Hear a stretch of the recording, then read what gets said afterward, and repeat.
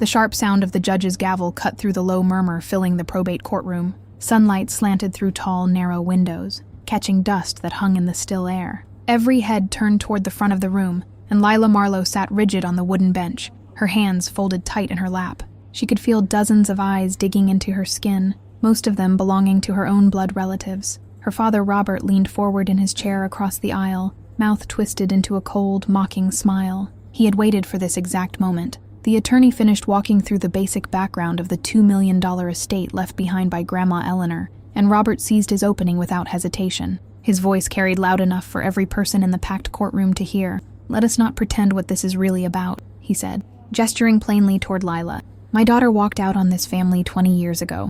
She vanished, lived hand to mouth, could barely keep a roof over her own head.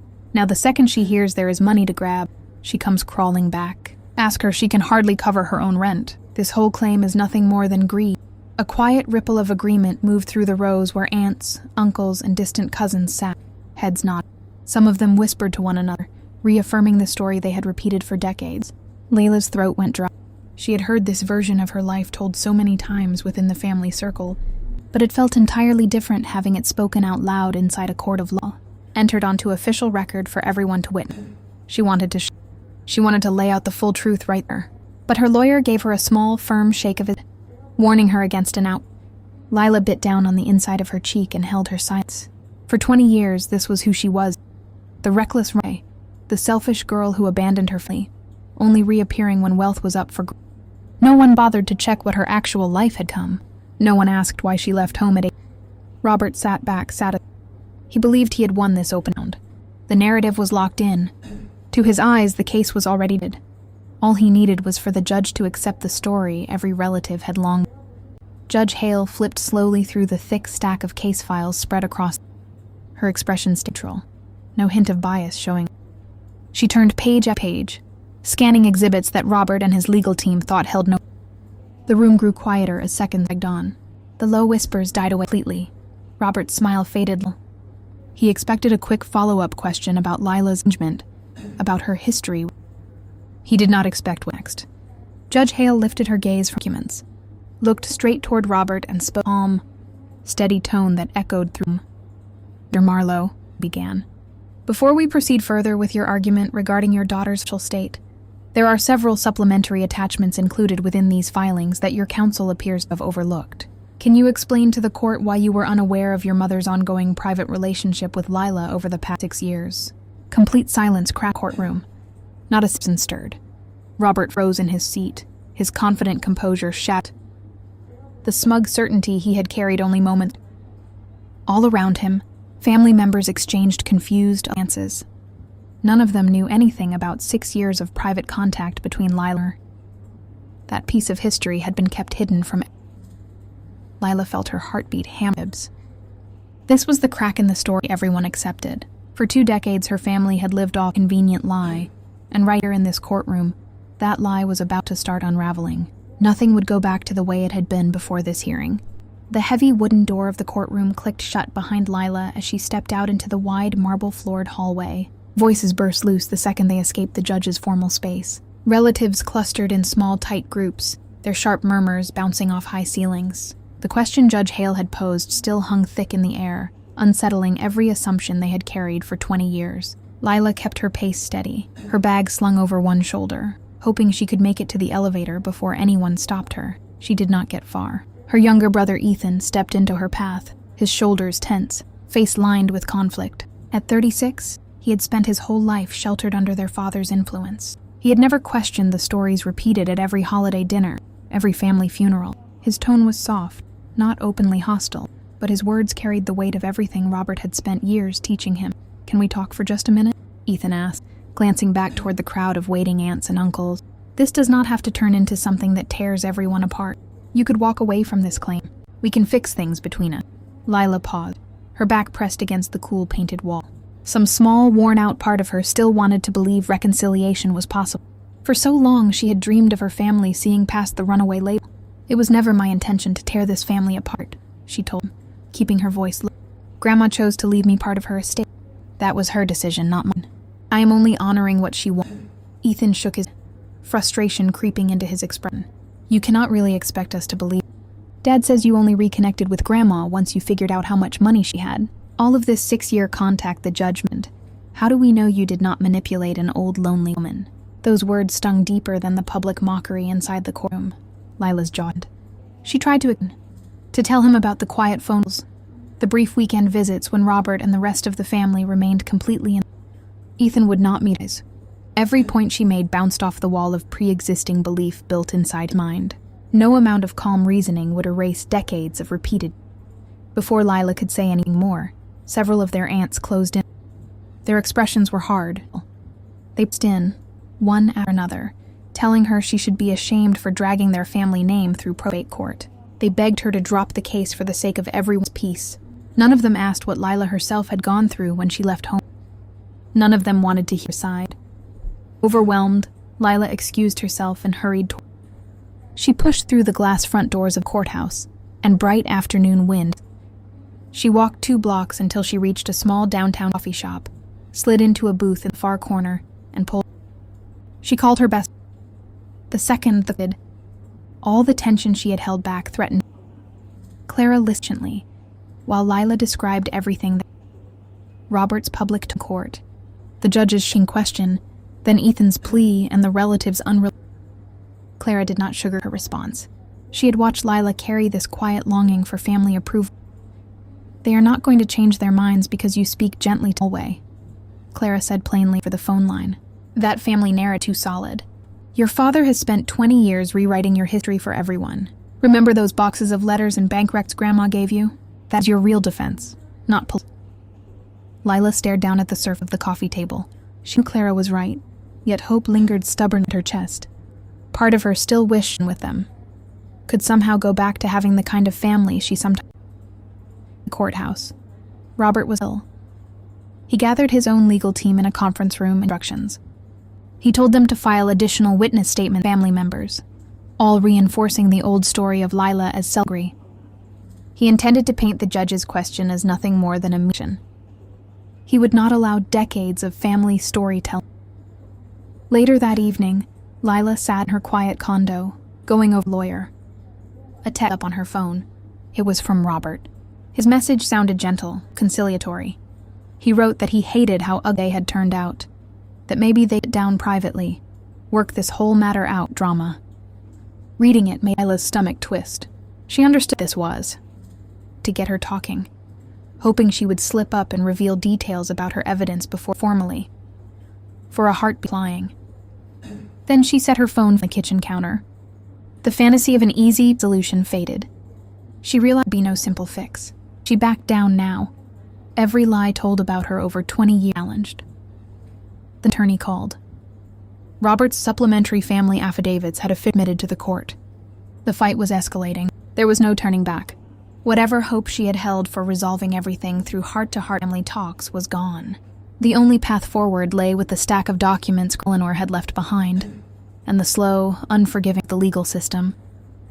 Morning light filtered through Lila's kitchen window as she dragged 2 heavy cardboard boxes onto her dining room table. The lids were worn, labeled in Grandma Eleanor's looping cursive handwriting. For years, these boxes had sat tucked in the back of her storage closet, and she had only opened them a handful of times. Back when her grandmother was still alive, Lila had never fully grasped just how much proof was stacked inside these folders. Now every sheet of paper might determine how this probate fight unfolded. She poured herself a mug of black coffee and began sorting through the contents. Handwritten letters, dated receipts, printed phone call logs, copies of bank transfers. One by one, she laid them out across the wood surface. Many of the notes were addressed directly to her, but others were private journal entries Grandma had never shared with anyone. Lila's throat tightened as she read passages describing the quiet unfairness she had watched unfold inside her own household, how Robert had always favored Ethan, how Lila had been pushed out the moment she refused to fit the life he had planned for her 18 years old. What struck her most were the monthly payment confirmations. 6 years prior, Grandma's health had started to decline, and she needed extra in-home care that her regular retirement income could barely cover. Too proud to ask Robert for money and knowing he would argue against the expense, she had reached out secretly to Lila. Lila had sent regular sums from her checking account, money to cover caregivers, medication co-pays, and grocery deliveries. Every transfer was documented.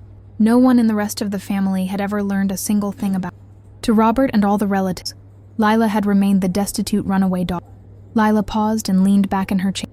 A messy conflict warred inside her. Part of her wanted these documents to do more than win the inheritance case. Deep down, she still craved something she could barely know. She wanted her father to sit down, read these papers, and finally understand who she had become. She dreamed he would feel regret for the decades of false stories he had said. Her logical mind warned her this would almost certainly never happen. Yet that quiet longing refused to disappear completely. Her lawyer called mid-afternoon. He walked her through what would happen if they submitted this collection as formal exhibits. Once filed with, nothing could they would become permanent public records for this case. Every family member would get access to copies. There would be no way to soften the blow. Lila sat silent for a long moment, weighing the steep emotional. Exposing these private moments would not just win her position in the lawsuit. It would burn whatever faint possibility of family peace still. Before she could give her final answer, the caller ID flashed low. Lila stared green.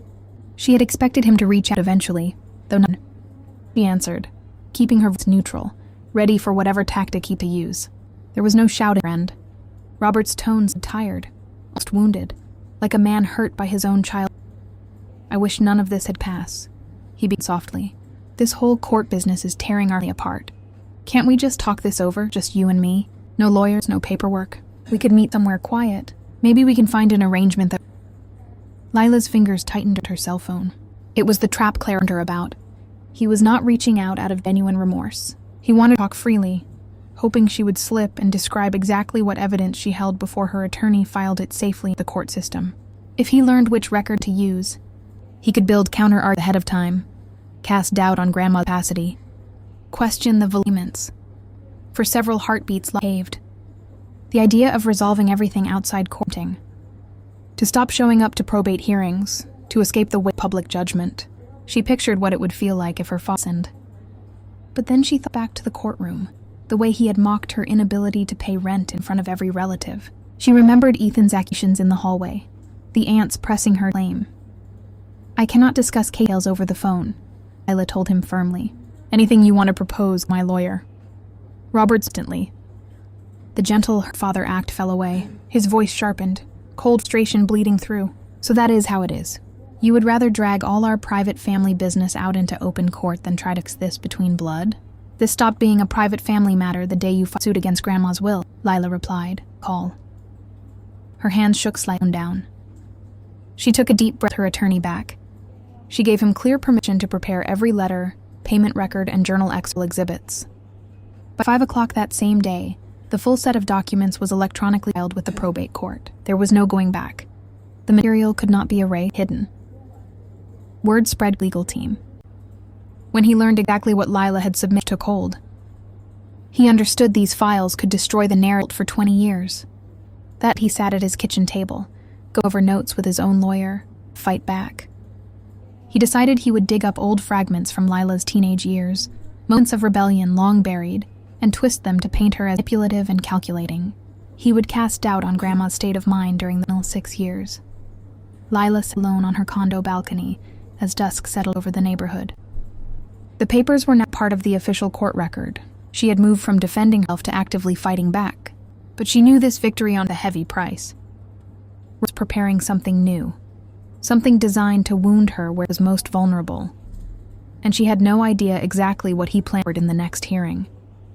The days dragged slowly between court sessions. Lila tried to keep to her normal routine, showing up at her small financial consulting office each morning, meeting clients and sorting spreadsheets. But underneath her calm workday exterior, the probate case hung over every hour of her life. She kept checking her email, waiting for notices from the court, half afraid of what Robert's side might file next. The exhibits she had submitted sat sealed in official records, yet none of that material had been laid out in open court for everyone to hear. For now, it existed only on digital file servers. Late one Tuesday afternoon, her lawyer sent over a copy of Robert's newest filing. Lila sat at her desk and read through it, her chest growing tight. The document pulled moments from when she was 17 and 18 old fights, reckless choices she had made as a hurt, angry teenager. Robert's attorney framed every misstep as proof of her permanent character.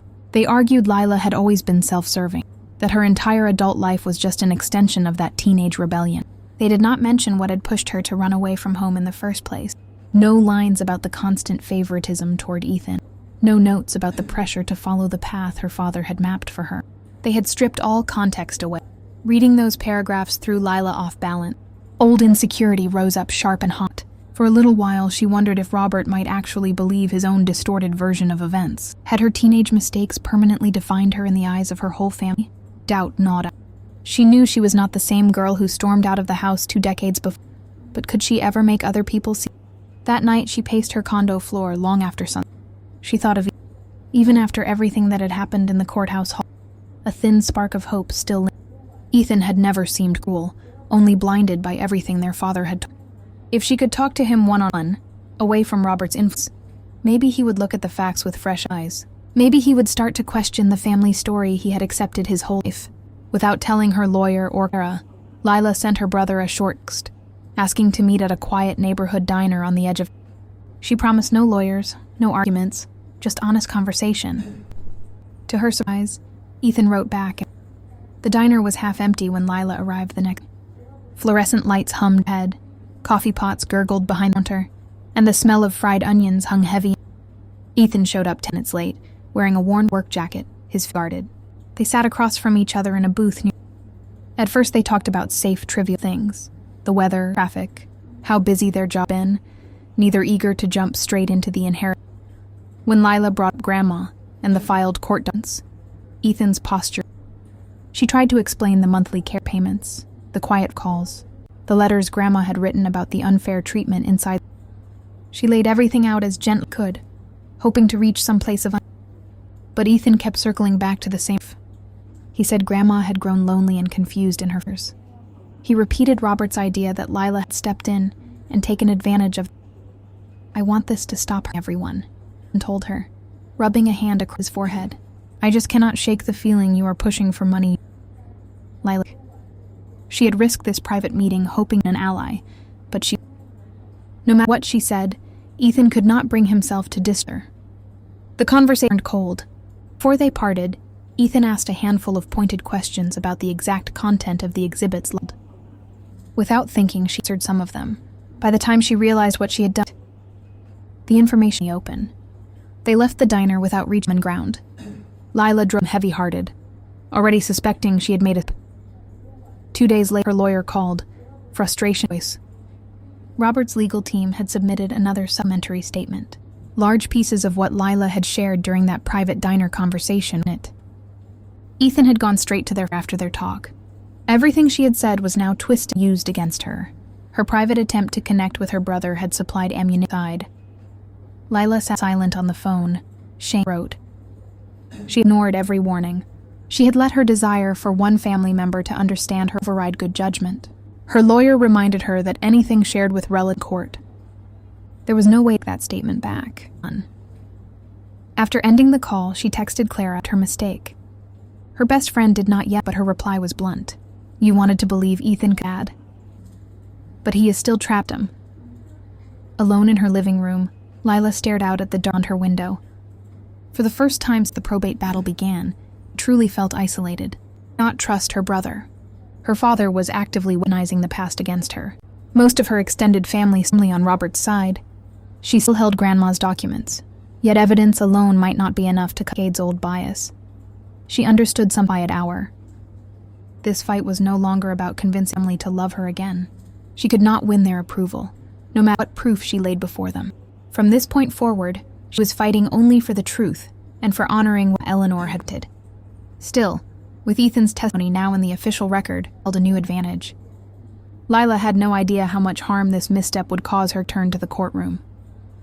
The second hearing date for the probate case arrived under heavy gray clouds hanging over Pacific Grove. Rain tapped softly against the tall courtroom windows as Lila took her usual seat. Her lawyer carried thick printed copies of Grandma Eleanor's exhibits, stacked in his folder. Every file held the records Lila had submitted weeks before, and today they would finally be presented out loud in open court. All her relatives sat in the spectator rows, many of them wearing hard, unforgiving expressions. Robert sat at the plaintiff's table, calm and confident, certain his newly added statements from Ethan and other family members would overshadow whatever proof Lila brought forward. Judge Hale called the session to order with one sharp strike of her gavel. The room settled into quiet. Lila's attorney began walking the court through the first set of exhibits. He read short excerpts from Grandma's handwritten letters. passages describing the deep bond she and Lila rebuilt over 6 years. Then he moved on to the bank records.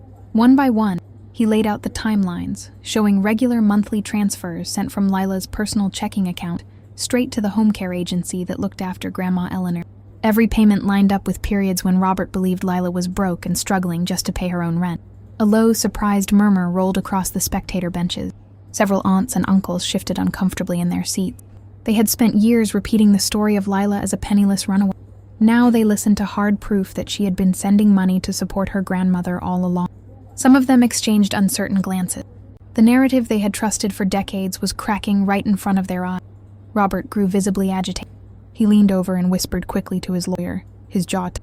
Once Lila's counsel finished presenting the payment logs, Robert's attorney stood to offer rebuttal. He did not try to deny the transfers actually happened.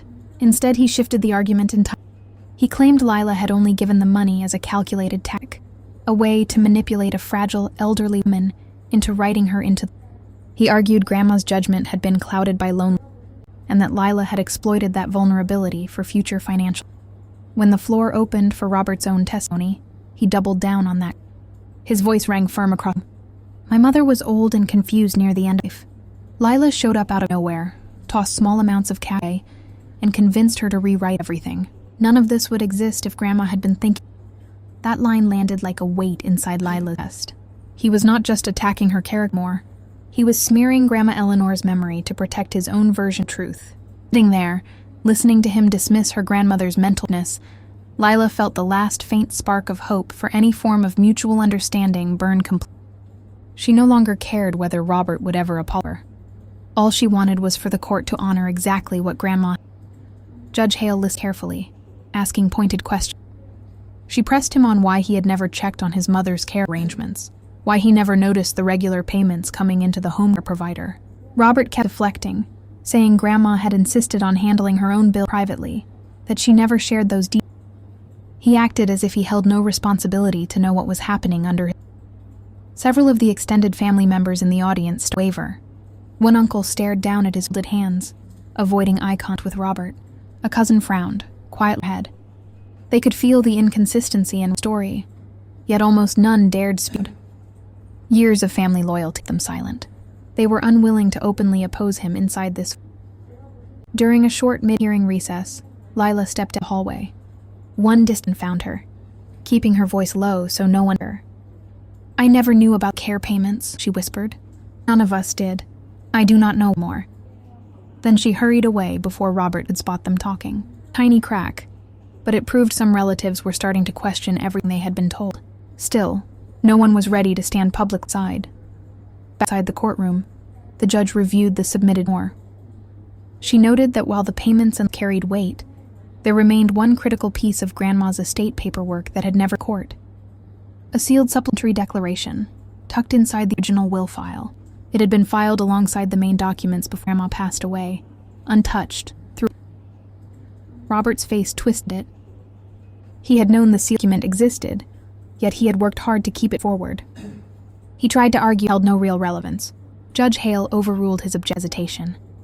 She announced that this sealed declaration would be formally opened and read aloud during the. When the hearing adjourned, the family filed the room. Robert walked stiff, heavy steps. The case was no longer the he had imagined. The facts Lila had laid out had shaken parts of his family's long-held story, surrender.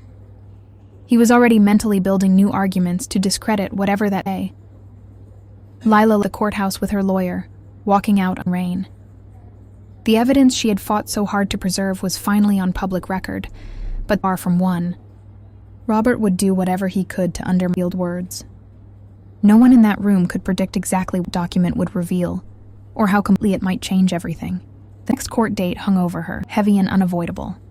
Rain continued to fall across Pacific Grove for days after the second probate hearing. Lila dragged herself to work each morning, going through the motions of client meetings and financial reports, but her mind kept drifting back to that sealed declaration sitting inside the court file. Every quiet moment was consumed by the upcoming hearing. Robert's accusation that she had preyed upon Grandma's loneliness replayed in her head over and over. Even with solid proof stacked on her side, those words cut deep. Family messages flooded her phone nonstop. Aunts sent long, hurtful texts calling her greedy. Distant cousins forwarded group chat screenshots where Robert painted her as a master manipulator. Some messages accused her of destroying the family's good name for cold, hard cash. She stopped opening most of them, yet she could not bring herself to delete the threads entirely. Deep down, a small, wounded part of her still craved to be seen by these people who had known her since childhood. One Friday evening, Clara showed up at Lila's condo with takeout food and a bottle of wine. She could see how worn down her friend had become. Lila paced across the living room floor while rain streaked down the window pane, voicing the conflict she had buried for years. "I keep imagining what it would feel like if my father finally understood," Lila admitted, her voice raw. "If he would just read Grandma's words and say he was sorry for everything he said about 20 years of lies. I just want him to see." Clara set her food container down on the coffee table, her expression firm but gentle. "That is the trap you keep falling into," she said. "You are fighting a legal battle over inheritance, but emotionally you are still fighting for the apology you never got at 18. Even if you win this case, Robert might never give you that apology. What will you do?" The question landed. Lila stopped. She sank onto the couch, staring at the floor. For 2 decades she had carried this quiet, unspoken hope. Winning the lawsuit had never been only a penny. It had been a desperate chance to rewrite her place within to earn her father's respect. Every payment, every hour spent preparing for court had done it all hoping to finally gain his. That hidden longing had clouded her. It was why she had agreed to that foolish private diner meeting with Ethan back in Chapter 4. It was why every cruel text from relatives stung Clara. "Your value does not depend on whether Robert or the rest of them met you. Grandma saw you. That should count enough. You cannot keep bleeding yourself dry trying to earn love that will." Anger welled up inside Lila at first. She wanted to argue, to defend the small part of her that still clung to fame. As minutes passed, though, the anger melted. She knew her best friend was death. She had been chasing an impossible. Later that night, after left, Lila sat alone. The rain slowed to drizzle. She thought back to the day she left teen. She remembered the coming fight, the way Robert told her she would fail without the. All these years later, she had built a stable career, bought her own condo, cared for her brother in secret. She had proven him again and again. Still, she waited.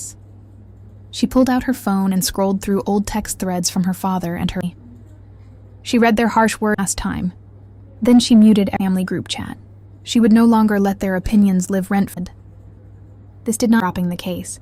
On the contrary, she would keep fighting but for Grandma Eleanor. The next week brought new pressure for him. They located an old family acquaintance, a former neighbor, willing to give me. The neighbor planned to state that Grandma had grown forgetful in her later years, reinforcing the argument that Grandma had not been mentally fit to will. Robert intended to use this witness to cast heavy doubt on the sealed declaration before anyone even read. Lila's lawyer called to warn her new witness. He told her the sealed declaration had enormous power, but only if she could stay grounded and not get pulled back into emotional battles with her father inside the courtroom. If she broke down begging for Robert's understanding in open court, it would weaken her position. Lila spent the rest of the weekend rereading Grandma's entries. She focused on every line where Grandma wrote about her own choices, her own anger over favoritism. Lila stopped looking for passages with her father. Instead, she read them for Grandma. This fight was to honor a woman who had loved her despite everything. By Sunday night, a critical shift had settled inside her. She let go of the fantasy of reconciliation. She no longer expected a change of heart. She no longer waited for an apology to arrive. Her strength was no longer rooted in acceptance. It came from knowing the truth and honoring her wishes. Even fear lingered. She knew when that sealed envelope was opened in court, everything would come to public view. Robert would lash out. Ethan would be forced to confront facts he life avoiding. The whole family would be shattered. There was no soft way through what lay ahead. All eyes would soon toward that sealed document, and nothing could hold back what it was about to reveal. The week leading up to the next probate hearing felt unnervingly quiet, a deceptive calm before the storm. Lila no longer wasted emotional energy craving her family's approval. She showed up to work focused, organized her client files with steady hands, and spent her evenings methodically rebuilding her legal strategy from the ground up. Every choice she made now was rooted in logic, not longing. She was no longer fighting to be loved by her family. She was fighting to defend Grandma Eleanor's truth. Robert's side had planted their core narrative firmly in place. Grandma had been frail, forgetful, and easily manipulated in her final years. The former neighbor's upcoming testimony was designed to poison the court's perception before the sealed declaration was even read. Lila's lawyer stressed that simply presenting proof would no longer be enough. They needed to actively dismantle Robert's lies point by point, with irrefutable timeline evidence. Lila dedicated 3 straight nights to compiling a precise, day-by-day timeline of her grandmother's final 6 years. She cross-referenced care payment receipts, handwritten letter dates, logged phone calls, and medical checkup records from Grandma's clinic. What emerged was an unshakable pattern. Grandma's cognitive health had been consistently clear until her final 2 months of life. All their private visits, all rewritten will provisions, every personal note had been crafted while she was fully alert, coherent, and capable of making her own decisions.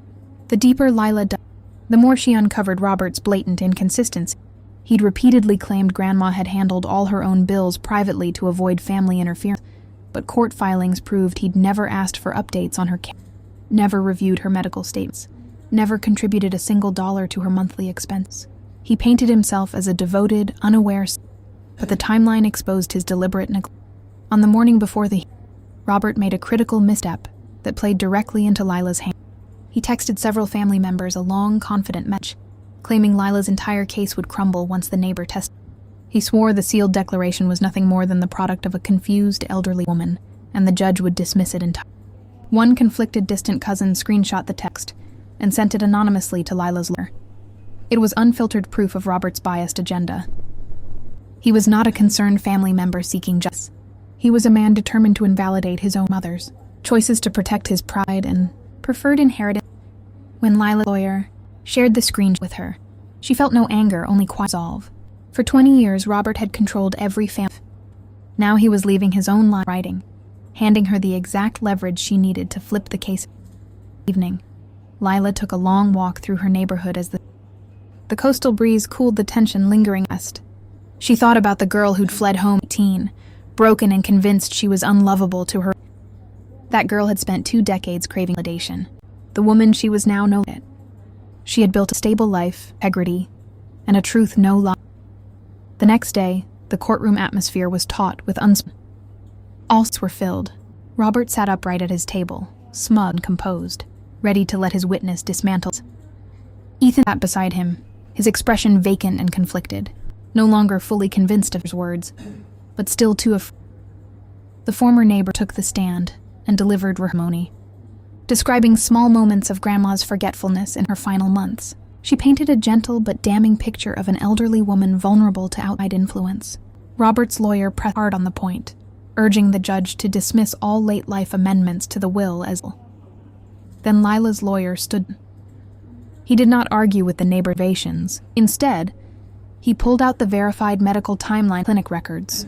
He proved the neighbor's only encounters with Grandma had occurred her final, medically documented months after every key will revision, private letter, every care agreement between Lila and Grandma had all realized. Still, the had no rebuttal. Her testimony only applied to Grandma's last weeks of life, not the 6 years of intentional, clear-headed choices that dispute. Make the blow final. Lila's lawyer submitted Robert's text message screenshot into evidence. He read it aloud in a clear, steady voice for them to hear.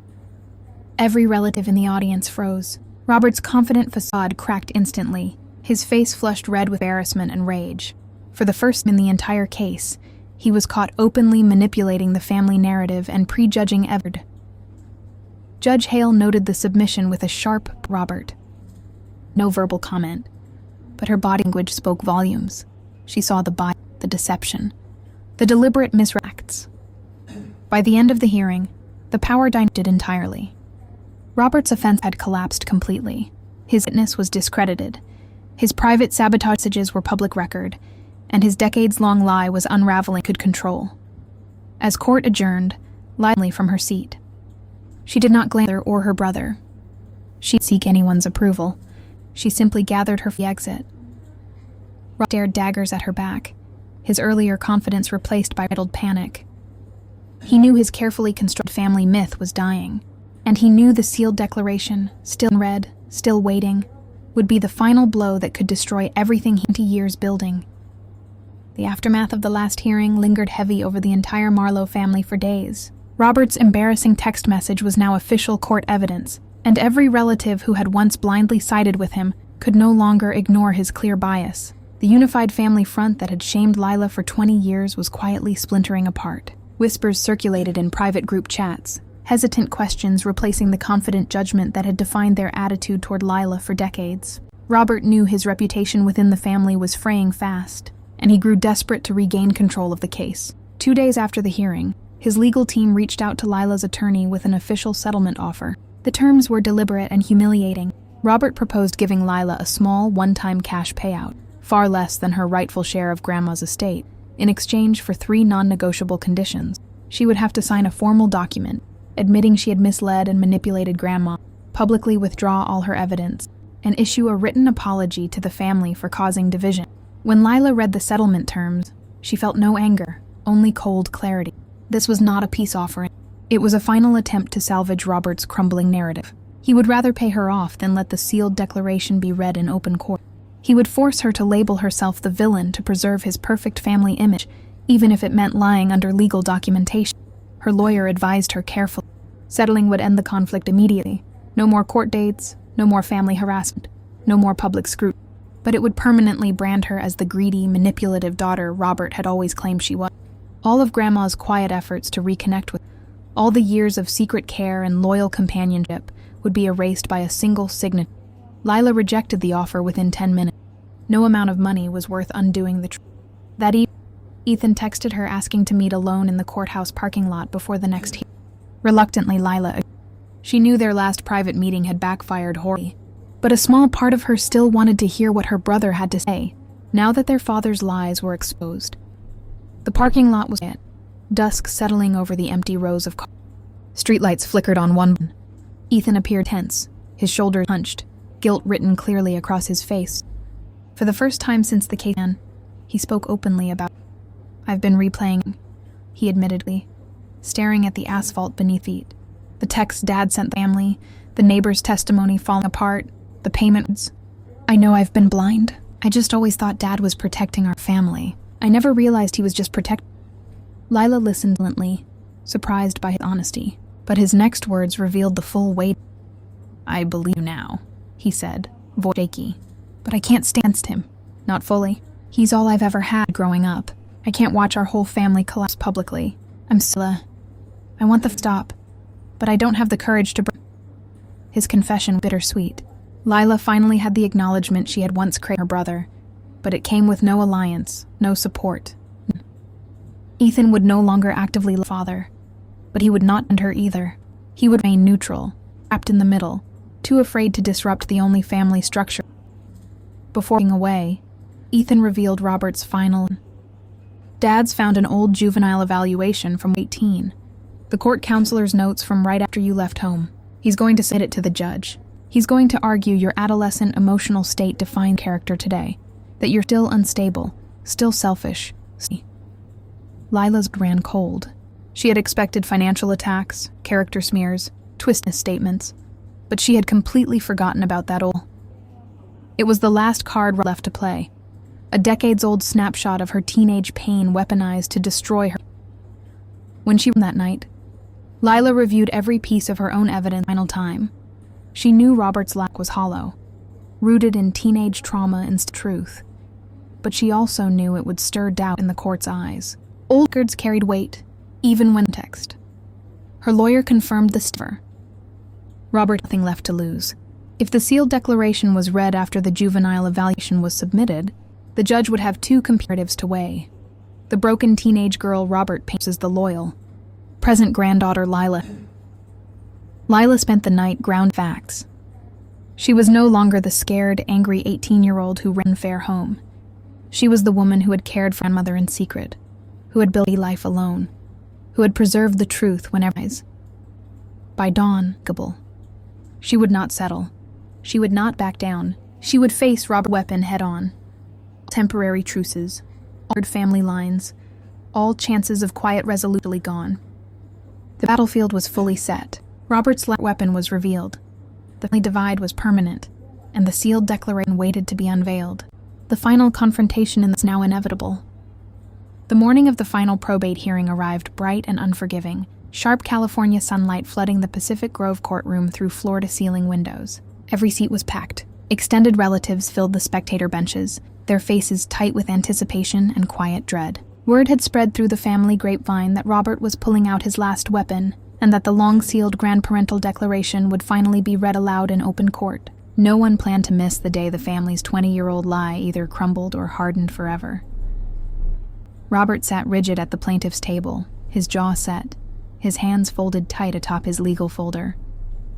He had spent weeks clinging to the juvenile evaluation from Lila's 18th year, convinced this decades-old document would override every piece of evidence she had presented. Ethan sat silently beside him, his gaze fixed on the table, no longer willing to meet Lila's eyes. He knew the truth now, but he still refused to stand against their father, trapped between loyalty and conscience. Judge Hale called the court to order with a crisp gavel strike, and the final phase of the battle began. Robert's attorney wasted no time submitting the old juvenile evaluation into the official record. He read clipped out-of-context passages aloud, notes of teenage rebellion, emotional instability, youthful defiance, painting the 18-year-old Lila as impulsive, bitter, and inherently selfish. He argued that this core character had never changed, that her 6 years of care for Grandma were nothing but a long con manipulation, calculated to earn a place in the will. For a fleeting second, the room wavered. A few relatives nodded, clinging to this final thread of the old narrative they had always believed. But Lila did not flinch. She had already mourned that broken teenage girl. She no longer feared having her past weaponized against her present. Her lawyer stood to cross-examine, calm and unruffled. He did not deny the evaluation's authenticity. Instead, he demanded context the family had spent 20 years erasing. He explained the report was drafted in the immediate aftermath of Lila leaving a household defined by relentless favoritism, where every achievement was overlooked, every mistake amplified, and every dream not aligned with Robert's plans was dismissed as worthless. The instability documented on paper was not a permanent character. It was the trauma of a child abandoned by her own family long before she ever walked out. He dismantled Robert's final. He reaffirmed the unbroken timeline of Lila's adult state. A decade-long successful career, consistent financial responsibility, 6 years of anonymous elder care, and hundreds of handwritten letters proving genuine, consistent love for Grandma. The teenage report was a snapshot of pain, not a lifetime. With Robert's last defense thoroughly weakened, Judge Hale issued the order the entire room had been. She instructed the court clerk to open and read Grandma Eleanor's sealed supplementary declaration. The room fell so silent, the faint hum of the building's cooling system became. The clerk broke the stillness with a steady, clear voice, reading Grandma's unfiltered, handwritten testimony penned 8 months before. Grandma's words laid bare every family. She wrote openly of Robert's lifelong favoritism to Ethan, of how he had pushed Lila away for no reason other than her refusal to obey his rigid. She confirmed she had reconnected with Lila entirely on her terms, that she had known exactly what she was doing with every will revision, and that her mental clarity had never wavered during those 6 years of secret bond. She explicitly stated Lila's monthly care payments, visits, and constant support had sustained her through her hardest, loneliest days. She wrote that she was leaving Lila her rightful inheritance not but justice, to correct the unfairness Lila had endured her entire life, to reward the daughter who had loved quietly, faithfully, and without expectation. As the words echoed the courtroom, Robert's composure shifted completely, his face drained of color, his shoulders slumping. The decades of lie he had woven, the stories he had told every relative, the mockery he had spewed in the courtroom, all of it collapsed. There was no room for denial. The matriarch of their family had seen an unfair act, every twisted narrative, every hidden betrayal, and she had chosen the truth over the family. The spectator rows rippled. Relatives exchanged guilty, ashamed glances, finally understanding how thoroughly elated. Ethan's head into his hands, the weight of his blind loyalty cracked last. Judge Hale turned her gaze to Robert, her tone firm and unyielding as she delivered. She noted the consistent, verified evidence of Lila's character, the clear mental capacity of Grandma during all critical estate decisions, and the deliberate, decades-long pattern of misinformation Robert had propagated to his daughter. She confirmed the sealed declaration was fully valid and would serve as the court. By the time the hearing adjourned, Robert left. His pride, his narrative, his last chance to paint Lila the villain was gone. The truth was permanent and documented in court time. For the first time in 20 years, Lila Marlowe was no longer the runaway. She was the daughter who had loved quietly, endured endlessly, and waited patiently for the world to see her truth. 2 weeks later, Lila returned to the Pacific Grove probate courtroom alone, just as she had on the first day of hearings. The sunlight fell the same way through the tall windows, the wooden benches held the same quiet stillness, and the faint hum of the building's systems echoed just as it had during her father's cruel public mockery months prior. The parallel was impossible to miss. This full-circle moment bookended every tear, every argument, every sleepless night of the bitter inheritance battle. This time, however, the weight in the room was different. There was no crowd of judgmental relatives leaning in to watch her fail. Most had stayed away, too ashamed to face the truth they had spent years denying. Robert and Ethan attended, but they sat separated, no longer side by side in unified opposition. Robert's shoulders remained hunched, his face etched with quiet defeat. He did not glance her way once. Ethan stared at his hand, lost in guilt and regret, no longer willing to stand in blind loyalty to his father's lie. Judge Hale delivered the final official judgment calmly and without bias. She upheld Grandma Eleanor's full, unaltered last wishes. Lila was granted her rightful share of the $2 million estate, exactly as the matriarch had planned. The judge closed the case by emphasizing a simple, powerful truth.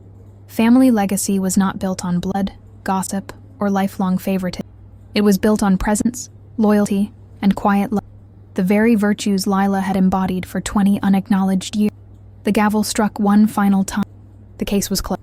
The decades-long lies were legally and publicly debunked. Lila walked out of the courthouse into the warm coastal afternoon, no longer burdened by the need to prove herself. Months prior, she had entered this building desperate for her father's approval, craving her family's love, begging for someone to finally see her worth. Now she left with a legal victory, but far more importantly, with complete freedom from the emotional chains that had bound her since she was 18 years old. The victory came with quiet, painful cost.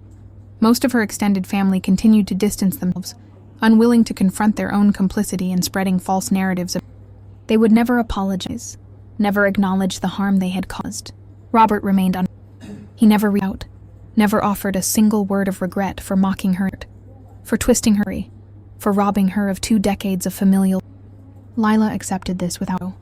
She no longer needed his apology to know her own. Ethan did find her a few days later, at a quiet coffee shop near her. He spoke softly, his voice thick with shame. He admitted he had known deep down that their father's stories were untrue, that he had chosen ease and family belonging over justice for him. He told her he would no longer participate in family gossip or negative narrative, but he did not ask for forgiveness, nor did he beg to rebuild their bond. He knew the rift too deep, the damage permanent. Lila listened, nodded, and wished peace. She forgave weakness, but she did not rush to rebuild a broken relationship. Boundaries, she had learned, were cruel. They were necessary. Clara joined Lila on her condo balcony as the sun set over the pin. The sky blushed gold, calm, rushed, a stark contrast to the storm that had defined Lila's life. They drank wine quietly, no urgent. I always thought winning was everything, Layla admitted softly, staring at the water. I thought if the truth came out, my dad would my family would finally accept me. Clara smiled gently, but you something better. Lila realized the truth of those words in that moment. The inheritance was tangible, but the real victory was intangible. She had broken free from a toxic family cycle that had spent 20 years defining her by her worst teenage moment, instead of her loss. She had stopped chasing love that was never going to be given freely. She had learned that self-worth does not require familiarity. She thought back that day in court, when Robert had laughed and told everyone she could not. He had tried to strip her of her dignity, her stability, her reputation in front of me. Now the whole knew the truth. She had never been the broken away. She had been the family's quiet caretaker, the loyal granddaughter, the steady, resilient woman who had built a beautiful life in time. Her story ended not with a perfect, reconciled family, but with something powerful, peace. Peace with her past, choices. Peace with the family she could never change. She carried the scars, but they were. The girl who left home at 18 had run away with judgment. The woman standing on the balcony now tall in her truth, unshaken, unapologetic, finally free.